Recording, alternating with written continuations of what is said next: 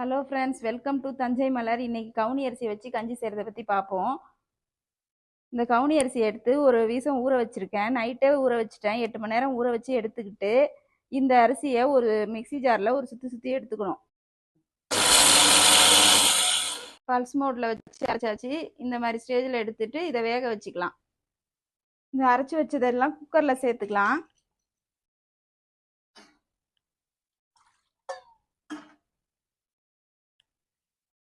ஊற வச்ச தண்ணியை வேஸ்ட் பண்ண வேணாம். அந்த தண்ணியை ஊற்றியே வேக வச்சுக்கலாம். எல்லா தண்ணியும் ஊற்றிடலாம். 3 விசில் விட்டு இந்த கஞ்சியை வேக வச்சு எடுத்துக்கலாம். கவுனி அரிசி கஞ்சி நல்லா வெந்துருச்சு பாருங்க. அடி பிடிக்காம இருக்கு பாருங்க. நல்லா வெந்திருக்கு.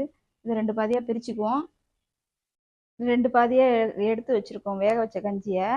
இதில் வந்து இதில் கார கஞ்சி செஞ்சு பார்ப்போம். இதில் இனிப்பு கஞ்சி செஞ்சு பார்ப்போம். கார கஞ்சி செய்கிறத பற்றி இப்போ பார்ப்போம். இதில் கொஞ்சமாக தயிர் சேர்த்துக்குவோம்.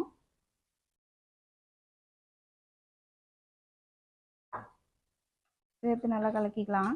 அதையும் சேர்த்துக்கலாம்.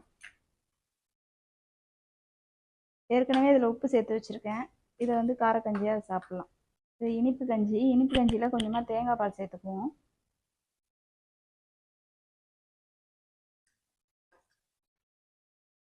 இதில் கொஞ்சமாக நாட்டு சர்க்கரை சேர்த்துக்கலாம்.